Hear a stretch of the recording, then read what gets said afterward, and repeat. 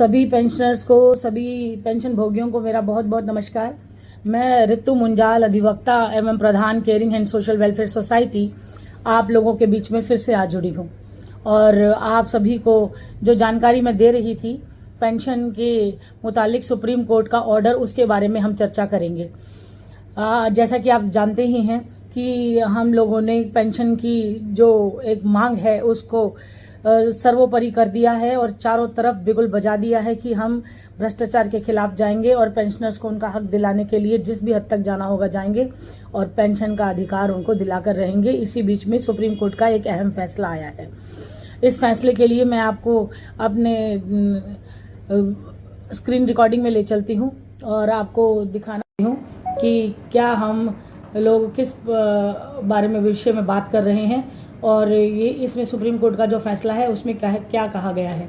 मैंने आपको अभी थोड़ी देर पहले बताया था कि ये खुशखबरी का मैसेज है। सुप्रीम कोर्ट का एक फैसला है जिसमें सभी पेंशन भोगियों के लिए ये जानकारी है। इसमें कहा गया है कि ये आश्चर्यजनक है कि भारत के सर्वोच्च न्यायालय द्वारा 1 जुलाई 2015 को दिए गए ऐतिहासिक फैसले सिविल अपील संख्या नंबर 1123 2015 पर किसी का ध्यान नहीं गया और श्री SR सेनगुप्ता द्वारा IBA को लिखे गए एक संक्षिप्त पत्र को छोड़कर किसी अन्य यूनियन ने इस कदम को नहीं उठाया। फैसले की मुख्य विशेषताएं हैं कि पीठ ने अधिकार पूर्वक फैसला सुनाया है कि पेंशन एक अधिकार है और इसका भुगतान सरकार के विवेक पर निर्भर नहीं करता है। पेंशन नियमों द्वारा शासित होती है और उन नियमों के अंतर्गत आने वाला कोई भी सरकारी कर्मचारी पेंशन का दावा करने का हकदार है।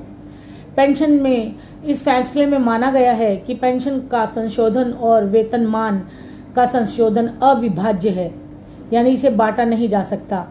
पीठ ने दोहराया कि संशोधन पर मूल पेंशन पूर्व संशोधित वर्तमान के अनुरूप संशोधित वर्तमान में वेतन बैंड के न्यूनतम में मूल पेंशन के 50% से कम नहीं हो सकती। फोर्थ पॉइंट, इसका चौथा पॉइंट है जिसमें कहा गया है कि सरकार पेंशन भोगियों